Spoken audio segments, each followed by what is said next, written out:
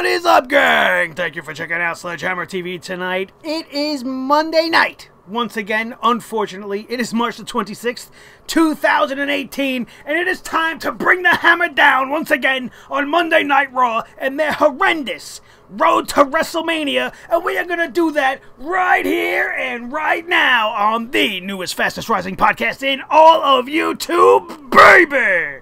The Sledgehammer Wrestling Show. Let's do it.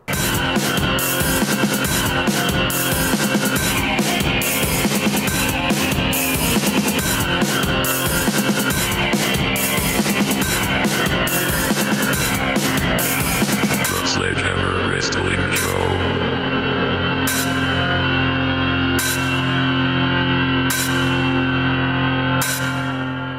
All right, wrestling fans, thank you for joining me. My name is Nick Nightmare. Along with me, as always, is the world's greatest tag team, Thor, the wrestling god of thunder, and the world heavyweight champion of microphones, Blue the Snowball, and we are here to start swinging and smashing this hammer down. You want to talk about do something? WWE needs to start doing something about this horrific road to WrestleMania. What are we watching here, you guys? This show was horrible.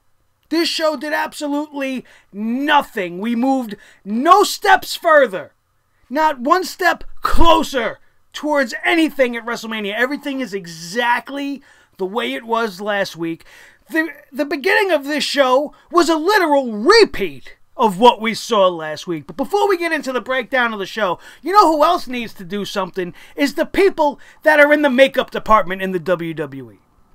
Or just the people in general backstage. Now, I don't know if this was the look she was going for tonight, but my God, does this girl have no friends? Let's pull this screen up because we need to just point out to you guys, I don't understand what this is. Now, I mean absolutely no disrespect to Miss Rousey in any way. She could break my neck in 100 different ways. She could dislocate every joint I have from its socket very easily. I do not wish to incur any of the wrath of Ronda Rousey. She's way tougher than I am, admittedly. But what is this? What am I looking at? She's either infected with the zombie virus, or Scott Baio gave her pink eye, in both eyes. Did nobody in the makeup chair think maybe to say, you know, Ronda, maybe this ain't a good look? What, was she trying to match her t-shirt? What the fuck am I looking at?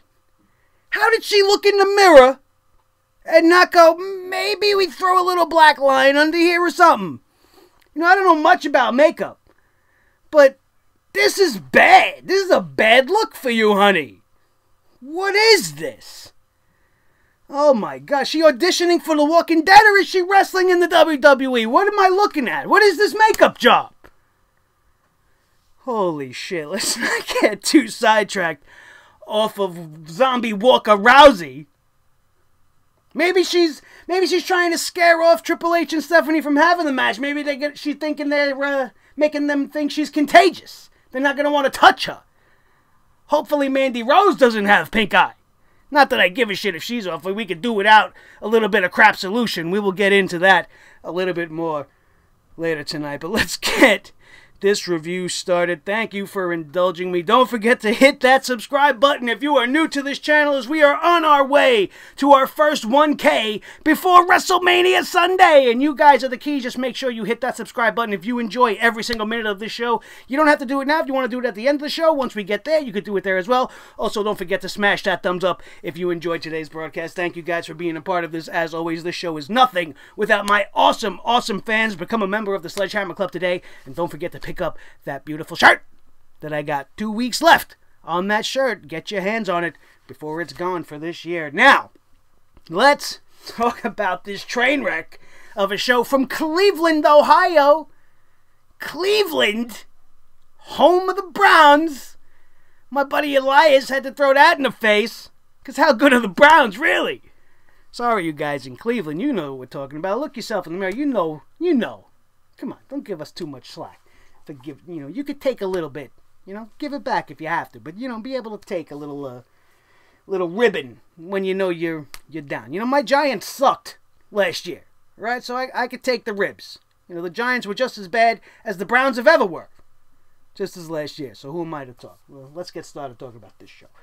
Enough nonsense. 2 weeks away from WrestleMania, and this show opens up with a literal repeat from last week. Hammered down on this team. They could come up with absolutely nothing better to do with Roman and Brock except a retread of what we did last week. You have Roman come out against authorities' wishes. Paul Heyman went on for 20 minutes, and you know, I'm a big fan of Paul Heyman, and he's usually gold on the mic, but he went on for 20 minutes trying to put over Roman Reigns and literally said absolutely nothing before this man came out from the stands again and got his ass beat by Brock Lesnar again, much to the delight of the crowd in Cleveland, which is against everything that they're going for. So they're only helping to further the fans of Brock Lesnar. If you were listening to what I heard, it might not have been overwhelming, but there is no denying that the crowd was in the favor of the champ on this night. And that is not what you want going in, but we all know this is what's going to happen. This is not news. This is no surprise. Any ape with half a brain that watches this product on a weekly basis like myself and all of my wonderful fans, we know this is happening. So what do we expect? I mean, for me, I at least expect them to make it entertaining. Not for a little teeny tiny instant do I believe Brock Lesnar is at all walking out of WrestleMania with that belt around his waist. There's not an inch of me that believes that at all.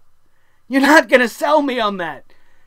And having them beat the hell out of each other and making it one-sided to the point where you want me to feel bad for the big dog. If he's such a big dog, why isn't he biting back? He's supposedly easily dismantles Brock Lesnar. Everything he's been put through, everything that we've seen him go through, should lead you to believe that Brock Lesnar should be nothing in comparison to Roman Reigns, the way WWE has built him up. But now they want us to feel bad. We want us to get on his side because he's being put through steel steps and he's being totally eviscerated by the Beast Incarnate. And he's going away after WrestleMania. I don't care. I don't care. So the whole first 25 minutes, no matter what they did, was completely lost on all of us. Because we don't give a shit about the Universal Championship at WrestleMania. Just like I don't really give a shit about this Women's Championship match at WrestleMania as well. And it's a goddamn shame. Because I am a very big Alexa Bliss fan. I was a very big Nia Jax fan. Even though they were totally using her like garbage, I held out hope that they were going to right the ship with Nia Jax. Alexa Bliss has done nothing with the championship all year long. They have not highlighted her in the proper way that a champion should be featured. And when she does wrestle, she doesn't really shine. She doesn't show her best stuff, and that's probably because she's not getting reps. They're not letting her wrestle enough. Some of her best stuff is probably getting lost on the house show circuit. Because now the pressure's on when she's actually given the chance to wrestle, and we see the champion losing more often than not. So how good has Alexa been? She hasn't. The same can be said for Nia Jax. So these two women who have had less than stellar years, even though one is the champion, are on a collision course at WrestleMania for the Raw Women's Championship because of name-calling and fat-shaming. And a best friendship gone bad. And now, because there's nothing else to do with any of the girls, we're going to throw Mickie James in there just for shits and giggles. What is Mickie James doing there? She's coming out there acting like she's such a mean girl now. She's got the attitude, she's swinging the hips, she's flapping her lips. Do you give a shit about their alliance? I don't. It makes no sense. They just hated each other a few months ago. Mickie James was on the receiving end of an angle just like this when she was back in the WWE last time, which led to her leaving because she wasn't happy with the way she was being portrayed on TV and used by the company, and now she's more than willing to do it to someone else who's so sensitive about the... Stop it. Stop it. Get this over with. I don't even want to see this match. Hopefully, these girls go out and have a nice match. Apparently, they're building towards, can Nia Jax win her first championship on the grand stage of WrestleMania? What do you think is going to happen now?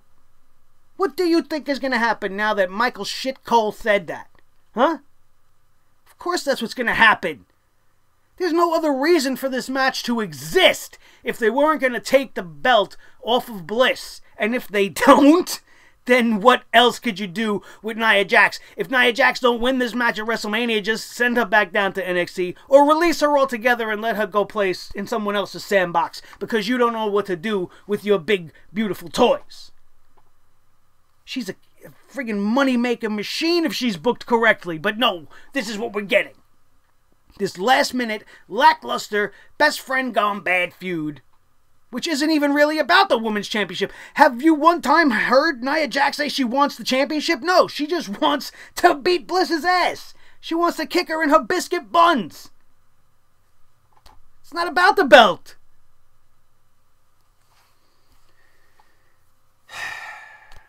Then we get this beautiful video package. We got to see Triple H and Stephanie and how they're preparing. Right? We got to see Stephanie doing her workout regimen. Triple H with his witty one-liners. His little quips about Kurt Angle. This is nonsense. This match is stupid. This hype reel was nothing but a fluff piece to make Stephanie McMahon look like a formidable opponent to a UFC former heavyweight champion for the women. It's ludicrous. Absolutely ridiculous. If anybody for any 1 minute believes Stephanie McMahon stands a chance at all.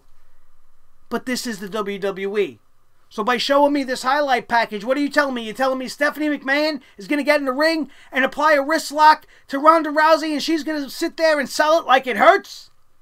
Why? Because you're up until 2 in the morning with your husband working out, with your personal trainer, doing flips and jumps and throwing rubber balls around? Walking around on your hands like a wheelbarrow? Who gives a shit? You think that's going to make you stand a chance against a woman who used to break arms for a living? Nonsense. Unnecessary TV time. I'm always, Triple H makes me laugh. Like I said, he was amusing, but it was all unnecessary. Unnecessary. This match sells itself. It doesn't need more hype.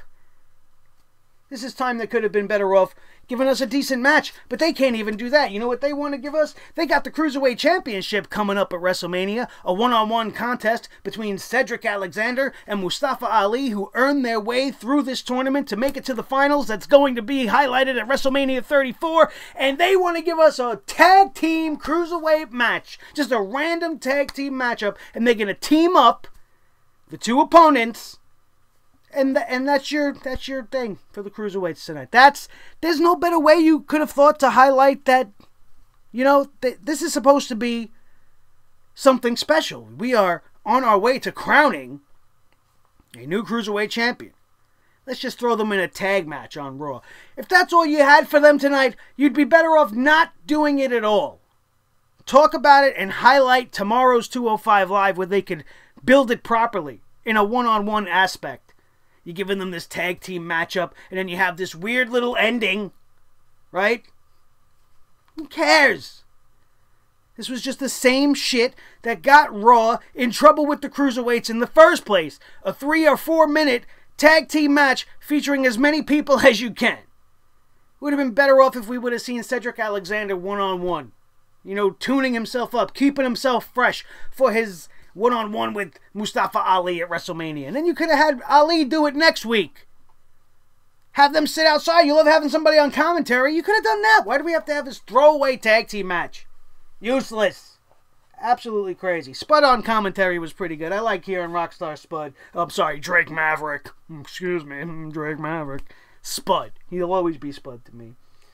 I'd much rather hear him talk than have to go through this Miz TV again. What do we say? We're saying it every week, and the fact that I'm saying it every week makes what I'm saying every week more and more relevant and more true.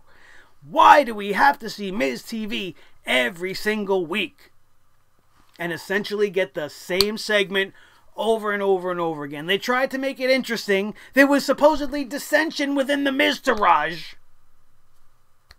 I actually was interested because they actually hooked me on this. I thought that this was legit. I thought The Miz was taking himself seriously and that he thought maybe the Miztourage was getting in his way. They're walking around all happy and smiley. They're not taking things seriously. And maybe he was going to get rid of him. What a great time to get rid of Bo Dallas right now.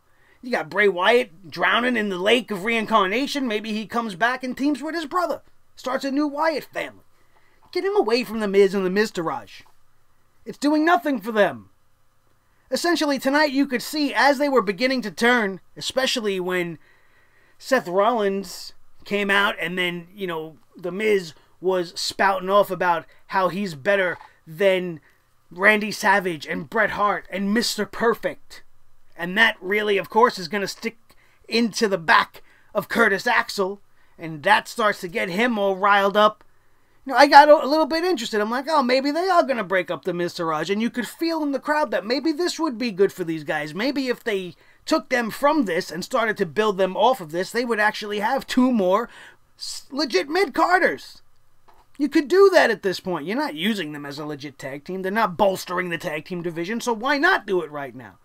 But then as it's going on, I'm like, yeah, but if they are going to do something like that, that would be something better left for WrestleMania. A WrestleMania moment after The Miz loses, maybe the Miztourage rids themselves of The Miz, rids themselves of each other, and goes on their separate ways. That would be a great ending for this whole thing. That's what I would like to see happen, but that didn't happen tonight. It's probably not going to happen at WrestleMania either. It all was a ploy by the Miztourage to make Rollins and Balor believe that this was legitimate dissension between the ranks, and they took advantage of it and attacked the 2 of them, leaving them lying in the ring.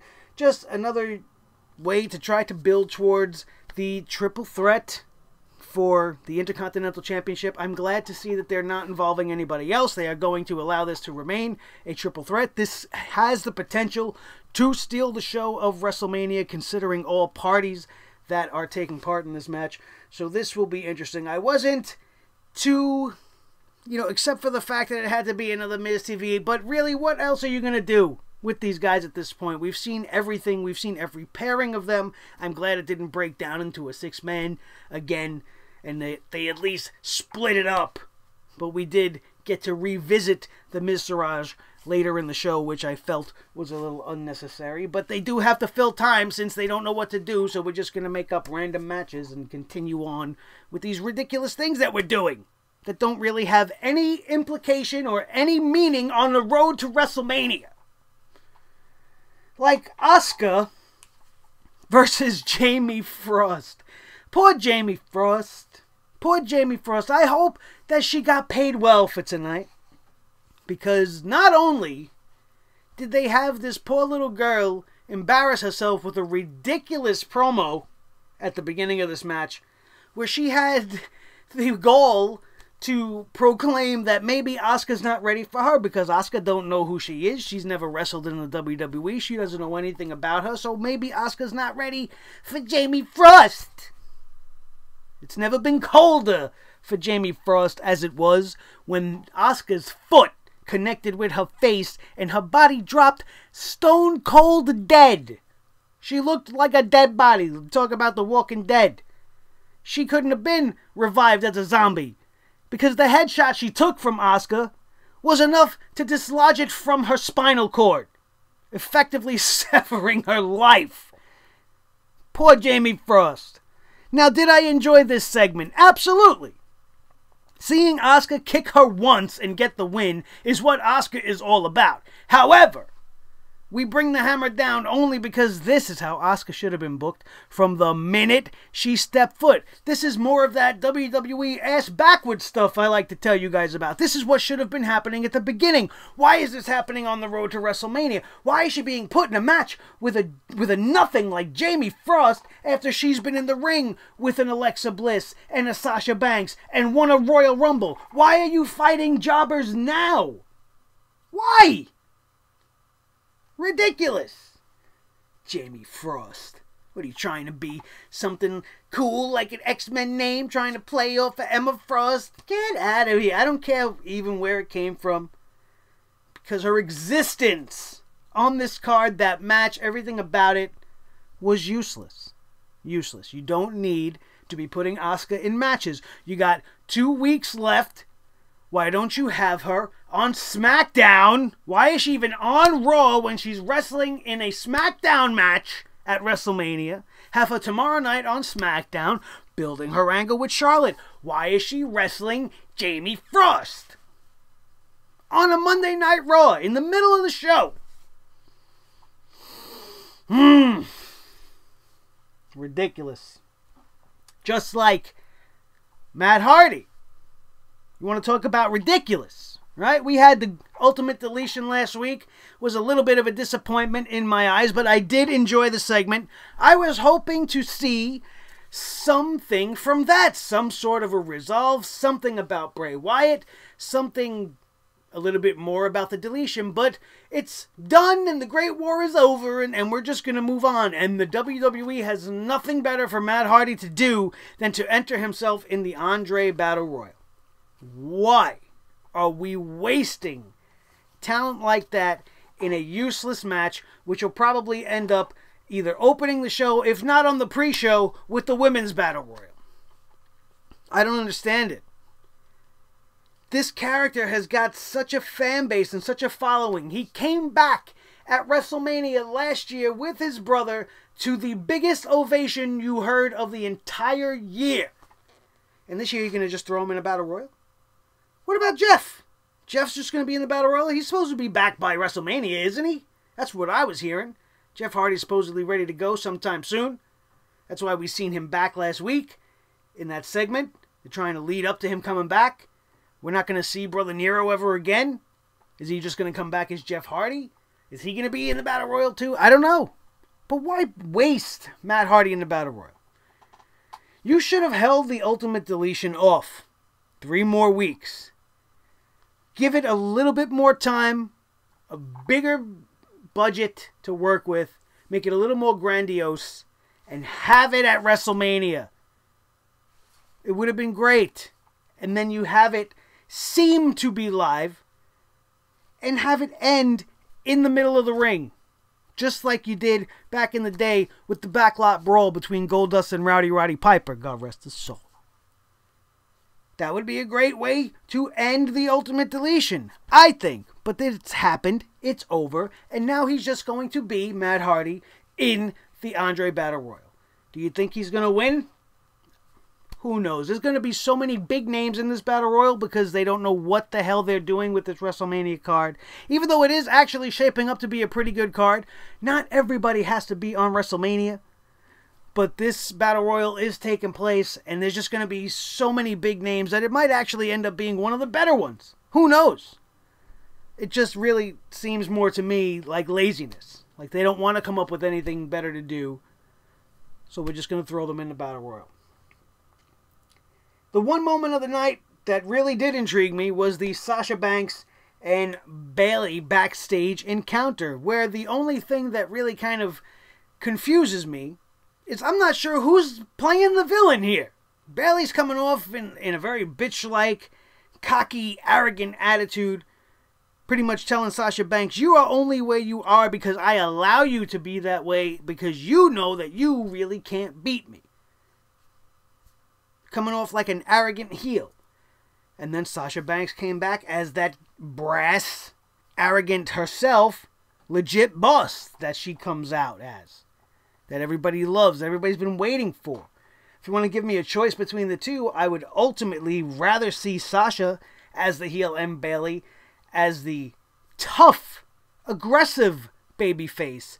Not the cupcake baking, hug giving, headband wearing Bayley cakes we got going on. No, I don't want that. I'd much rather see Bayley being pissed off like she was tonight. This is, again, how it should have been done from the minute they were brought up. Imagine this was the way it began and the Raw Women's Championship was this feud through the majority of the year. It would be much more prestigious. It would be used way better around this match, the championship, than it is with Alexa and Nia. I don't understand why they didn't use the Elimination Chamber to make that switch. But they didn't, and here we are. This match isn't even going to happen at WrestleMania. This is going to be wasted in the Women's Battle Royal. Who thinks they're going to eliminate each other from this Battle Royal? Or maybe one eliminates the other to get the win. I don't want this in the Battle Royal. This is a match that should be on the main card, and it should be for a title. Especially if they took the care to build it up the way it's being built right now over the course of the last 6 months. It would have been fantastic. Just based off of what I've seen tonight. That 5-6 minutes backstage, that whole rumble between the two of them, it was more compelling and more intriguing than everything else they have been throwing at the women's division all year. Even more so than Charlotte and Asuka, because they haven't done shit with that. We'll see tomorrow. Hopefully they actually move in some sort of direction that way. And not just have them face-to-face pointing at signs. I'm tired of seeing everybody pointing. Let's start moving on this road. Stop being at a dead stall. Ridiculous. Strowman versus Sheamus. Ridiculous. We knew this was coming because last week we got Strowman versus Cesaro. He beat Cesaro, so obviously he's got to go up against Sheamus now. He beat them both by himself, single-handedly. What's next week? He's going to wrestle them both by himself, and then we'll have the debut of his partner, most likely to be Elias, in my opinion. Everybody's saying it's going to be Joe. As much as I want it to be Joe, that would be a great team, and they would be a great tag team champion duo. I would be totally behind that decision. But with the rumors of Joe being involved in Roman's first feud and storyline post-WrestleMania, it wouldn't make sense for him to have the World Tag Team Championship around his waist. And of course, if he was champions with Braun Strowman, you wouldn't have any team that would be able to beat them, so that team would have to break from within, which is going to take time. So if that's the storyline that they're going to go with, then it doesn't seem to me that Joe is going to end up being his tag team partner. Braun Strowman's tag team partner will most likely be Elias. Just due to their recent history, it doesn't really make sense. I don't really care for it too much. But what else are they going to do? I don't like this whole entire situation with Braun Strowman. It's absolutely ridiculous to me. But let's wait and see who ends up being his tag team partner. Hopefully on the go-home show next week, we will see who his partner is, unless they want to leave it a mystery for a WrestleMania return. But we'll have to wait and see. There's another rumor going around. I heard on Off the Script this morning when I watched it that it might be the Big Show. And I want to echo the sentiments that I heard on that show. And please, God, if there is a God, you will not allow that to happen. The wrestling gods must interfere once again. They were really good last year. They have a pretty good track record, those wrestling gods, at correcting the wrongs of the WWE creative. And Big Show and Strowman, that's a Vince McMahon tag team, and it's got his fingerprints all over it. He's probably busting off in his pants just at the thought of it. And I don't want to see it.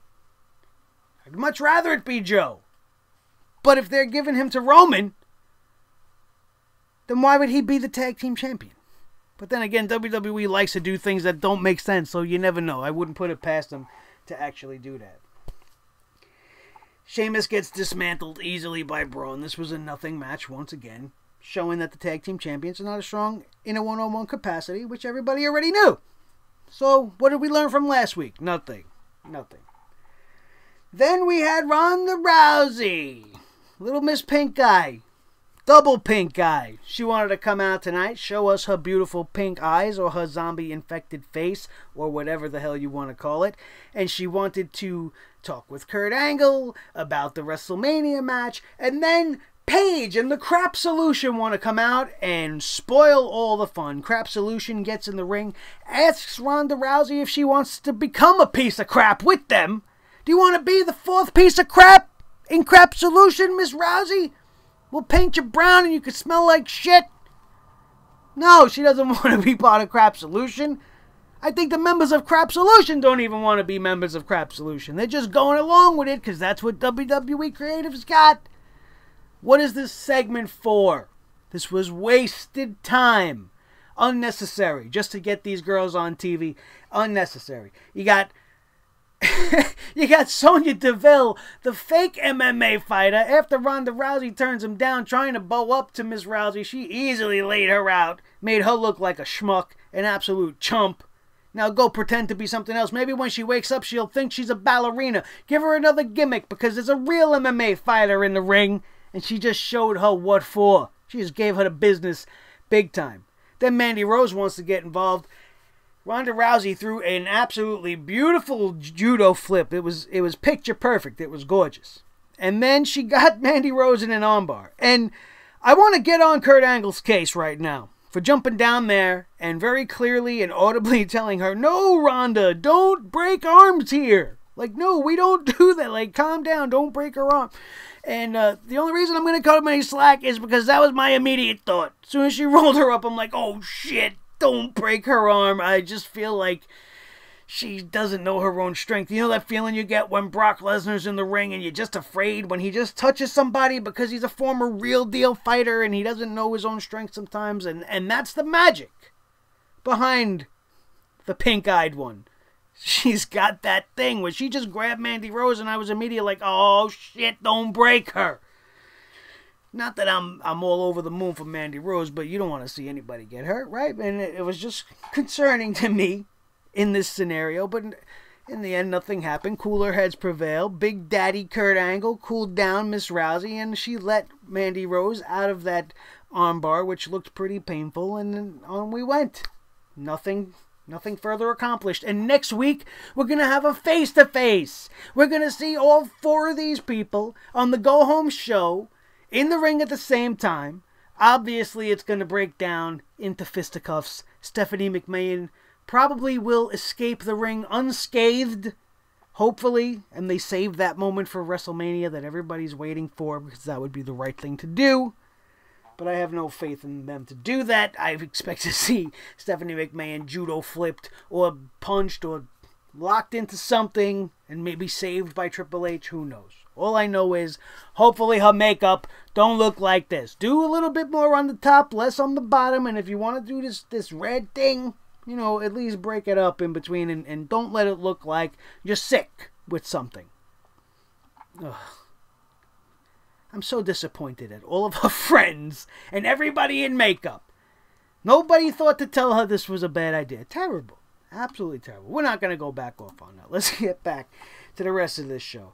Gallows and Anderson, like I said, versus the Miztourage tag team matchup. That was absolutely unnecessary. Wasted time. Gallows and Anderson beats the Miztourage. Who gives a shit? I didn't.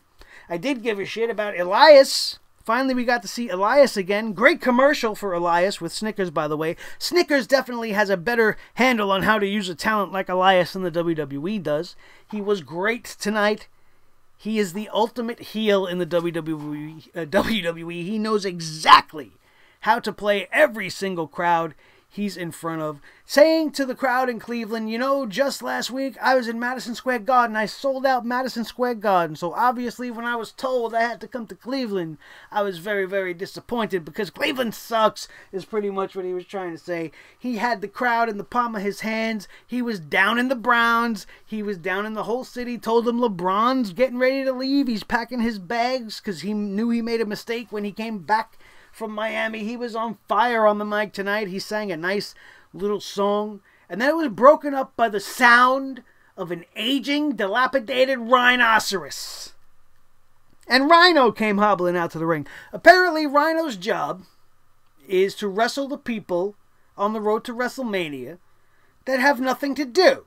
And once you have something to do, you'll be moved away from Rhino. So now Elias, we don't know what his intentions are for WrestleMania.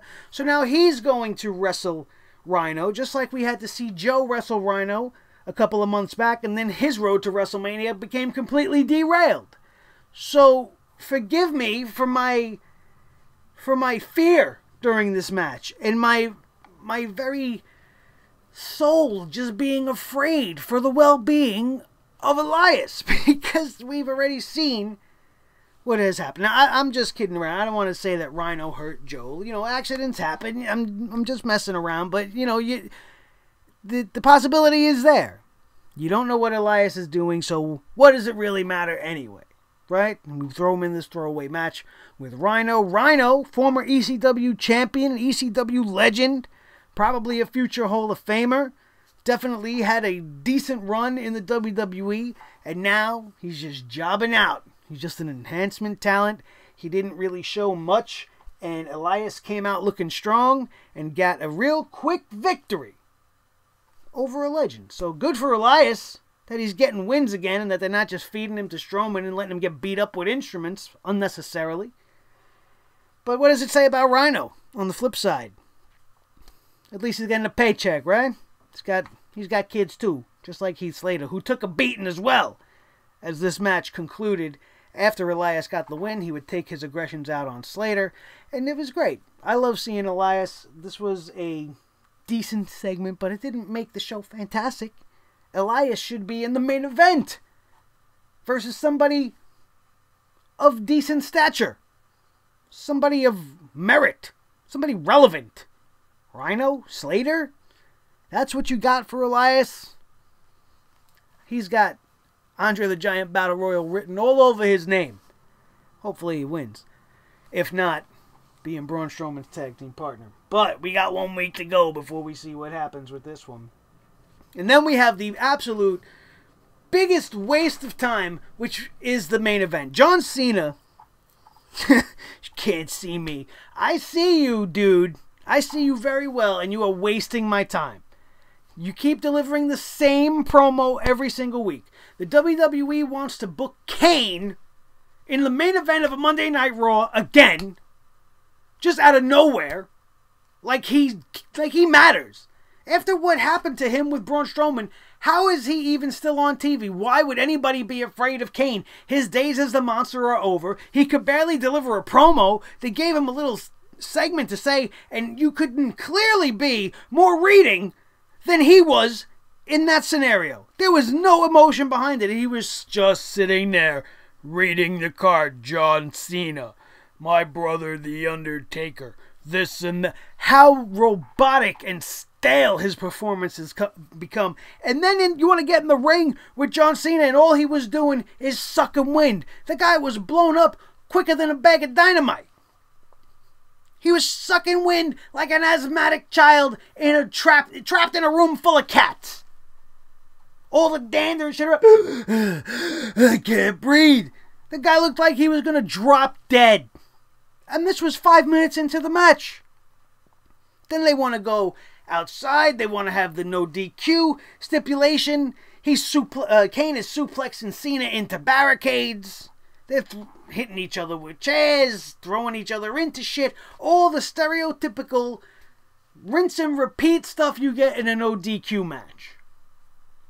Everybody there tonight, everybody watching TV tonight, there was one reason we watched that main event. There was one reason we stomached the existence of Kane tonight, and that's because we expected some sort of a sign. Even if it was just the lights going out and the gong ringing, I would have been fine with that.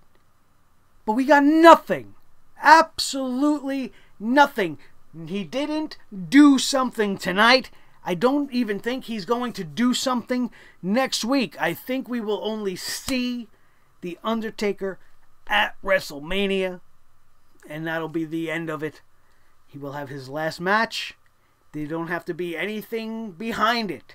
The story's already been told week after week by John Cena, which only makes it right for The Undertaker to come in and just wipe the floor clean with John Cena, shutting him up like a young braggadocious punk, and then walking away in the sunset, calling it a career. And that's it. That's the best way John Cena can give back to the business. He don't want to put over any of the new young guys. At least put over the guy that made this business what it is for you to play it. It's a good way for him to go out. Look at what they made him do in the last 4 to 5 years of his career. Give him a little bit of a nod. He's laid down for enough people. Why don't you lay down and show some respect for him on his way out the door? All this disrespectful nonsense he's been talking leading up to this match, plays into that being the end result perfectly. If he wants to talk trash about The Undertaker and then comes out and just beats The Undertaker John Cena style because he's Big Match John, never give up and all this shit, then that's a complete slap in the face of The Undertaker. That's just my opinion, and I'm sticking to it. We got nothing. We got absolutely nothing out of this show. We didn't see The Undertaker. There was nothing special. Only the Sasha and Bayley segment was alright throughout the entirety of the night. And Elias, of course, always entertaining as ever. Everything else was just your typical, same old Monday Night Raw bullshit. Nothing new, you guys. Nothing new. I shudder at the thought of what we are going to get on the Go Home show next week, when all the directions are still winding in all these different paths and nothing seems straightforward and linear, and nobody really knows how this is all going to turn out in the end, with the exception of the Roman and Brock main event, which is as predictable as the taste of a vanilla ice cream cone. Even if you never had vanilla in your life, you're pretty sure you'll know what it's going to taste like. Bland, boring, nothing special about it. And that's the Universal Championship match. Nobody's going to feel bad for Roman Reigns. Nobody feels bad enough for Nia Jax to get on board with this Women's Championship. Nobody gives a shit in a Monday Night Raw audience about the Cruiserweight division. Nobody cares about Matt Hardy's entry into the Battle Royal. Nobody cares about anything with the Tag Team Championships outside of who Braun Strowman's tag team partner is going to be. Nobody really gives a shit. Do you? Let me know how you feel. I don't really give a shit about anything that's going on Raw. Hopefully tomorrow night, we've been saying, starting last week, SmackDown Live's road to WrestleMania has been much brighter. The Blue Brand is doing things a little bit differently. Hopefully they pick up steam with the WWE Championship and they start doing things right and the way that I've hoped that we're going to build this thing.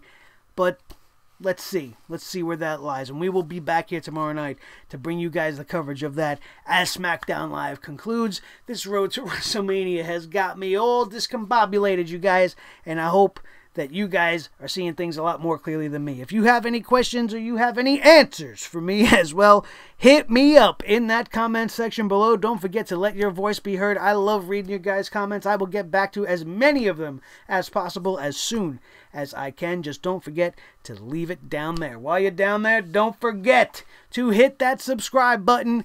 Join the Sledgehammer Club today. Become a member of the hundreds of people that have joined that know that we are the place that brings the hammer down on the WWE every single week, every Monday, every Tuesday, and whenever we deem it necessary, especially gonna bring it down on WrestleMania if I don't get what I want. That sounds like a spoiled child. If I don't get what I want, I'm gonna bring my hammer down. But hey, listen.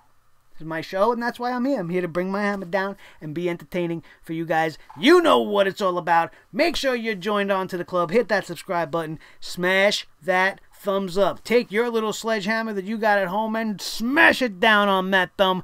Break that thumb in half. Make it all big and swollen for me. Let me know that you like this show. You enjoy everything we did here tonight. All you got to do is that right there. Then share this video with every single one of your wrestling friends that you know. If they love wrestling, they're going to love this show because this show is about wrestling. We talk about wrestling. We love wrestling. We tear it apart from time to time, and that's what makes it special. And I want to know what you guys think as well. So once again, hit that comment section up. Let me know. Let your voices be heard.